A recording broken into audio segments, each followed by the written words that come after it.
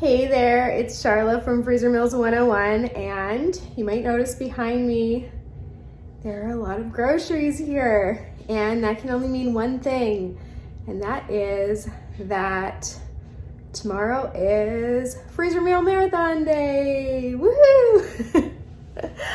So I did my grocery haul yesterday. My neighbor Christy, who's doing the meals with me, is going to do a Costco run either later today or tomorrow morning, and then we're gonna get started. So normally I do my grocery shopping and my prep on the same day, but I had an appointment for one of our kids at the hospital yesterday afternoon, so I did my grocery haul in the morning, came home really quickly through the fridge things in the fridge, the freezer things in the freezer, and just didn't really unpack the rest until today, and then, headed to our appointment. So I'm just gonna show you a little bit of what we've got going on here. So these are some of the non-perishables that I got yesterday, and then I've got some cases from a case lot sale that I did a few months ago. That was an incredibly good deal. So I knew that I would be using that for freezer meals, and some of these also are from that same case lot sale. And so as you can see, there are a lot of groceries here, and we're gonna be doing a lot of meals. We are aiming for about 120, 125, but as you know, we always make extra meals with the leftover ingredients that we've prepped. So you never really know what we're gonna end up with. And yesterday when I was at the store, there were sales on a few things. Like we were planning on making some quiches, and the deep dish pie crusts were on sale. So I grabbed a few more just so we can experiment with different flavors. Today I'm just gonna I'm showing you this. It was over $1,000, and that does not include what Christy's gonna be getting at Costco, but that does include a ton of meat and seafood. I got sausage, beef, chicken, crab. I think she's getting the shrimp, so I didn't get the shrimp or the salmon, but I got tilapia cod and red snapper. So yeah, I got quite a bit of seafood, ton of meat. I had a full cart, like heaping cart. It was a 3-cart day, and I had a heaping cart of just the meat. So that explains why it was such a hefty bill. But today we're gonna get started prepping that meat and some of the vegetables. Got a ton of fresh vegetables. We're trying to use more and more vegetables in our freezer meals. So I would love it if you joined us when we do our massive freezer meal marathon. I'm super looking forward to it. And I've started to almost have to cook dinners again because I am really close to running out of meals here. So I am really looking forward to just being able to go and order from my freezer once we're done this. So we are going to do, last time I did prep, I prepped with the Instant Pot for chicken instead of doing it in the oven. That worked really well. So I'm gonna do that again today, and I'm gonna make some little meatballs out of the Italian sausage. I'm gonna brown my ground beef, I'm gonna brown my sausage, and I'm gonna brown my veggie beef. And I have 2 sets of veggie beef. I have Mexican veggie beef and regular. So my prep is gonna take a long time today, but I'll get some music going and it should feel like it goes quickly, whether it does or not. So I will just bring you along on that. Again, I'd love it if you joined us when we actually make those meals.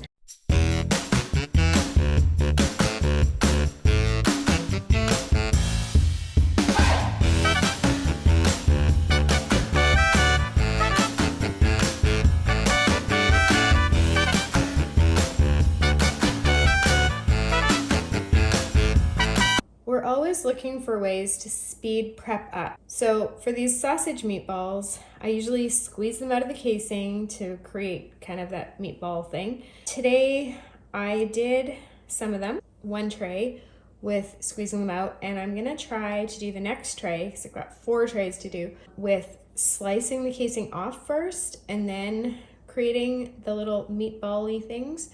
And I'm gonna see if that goes any faster Okay, so I don't even have to finish this tray to know what's faster, and I've definitely discovered something here, because not only is it faster to slice the sausage casing lengthwise, peel it off, and then take another knife and just slice down, but it also creates more uniform size meatballs.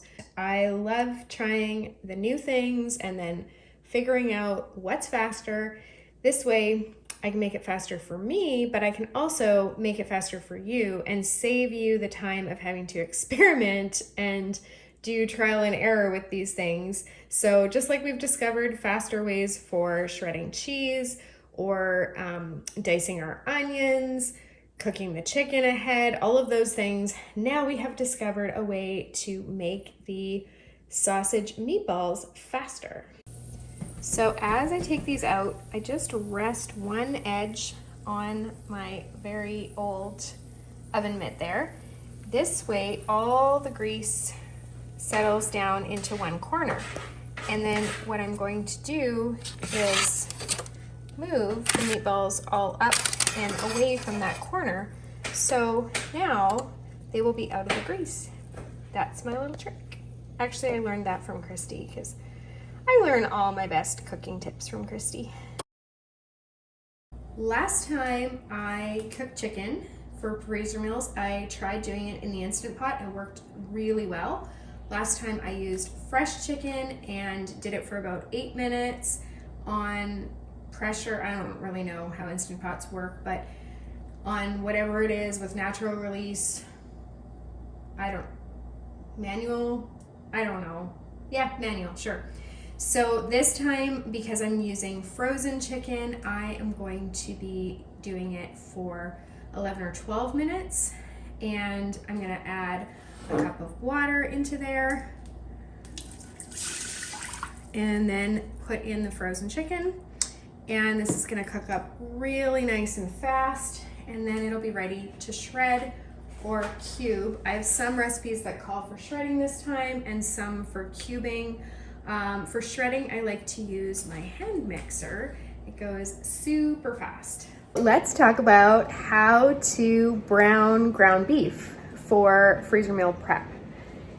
It's another one of those things that for years and years, Christy and I just stood there at the stove and, used our mix and masher and stirred and stirred and stirred.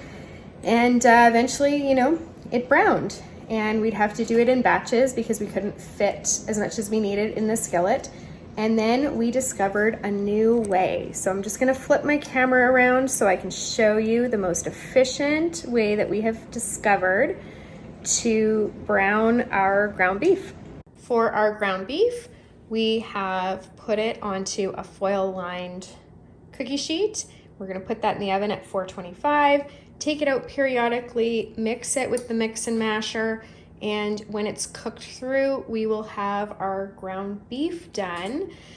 It's kind of getting to the point where it's a bit comical because I've got the Instant Pot right there, and it's got chicken going in it. I've got my beef about to go in the oven, and over here, I've got sausage cooking in the slow cooker. So we have just got every appliance in use right now, just about, and we're making the most out of our prep time today. It's going really well. When you're browning Italian sausage, if you're making the little sausage meatballs, then I do those in the oven on cookie sheets in parchment paper, or on parchment paper at 350 degrees. And for the ground sausage, you can either brown it in a skillet or in the crock pot. Now, I am doing mine today in the crock pot because I am using my skillet to ground chicken and my veggie beef. So my stovetop is going to be full, and this is a way that I can just kind of not worry about it and get it in there and get it done. So I'm just gonna show you how I do that, and here we go. So this is the mild ground Italian sausage. And I will be doing another crock pot full when this is done of the spicy. And this is just easy because I can just get it going and then work on other prep things. So that gives you a little tiny peek at what my $1,000 plus worth of groceries look like this time. And super excited about this freezer meal marathon. We are trying some brand new to us recipes as well as some tried and true favorites. So join us when we do that later this week. By the time I get to editing it, it's going to be early next week for you. But thanks guys for joining me today. Happy cooking, and for me, happy prepping.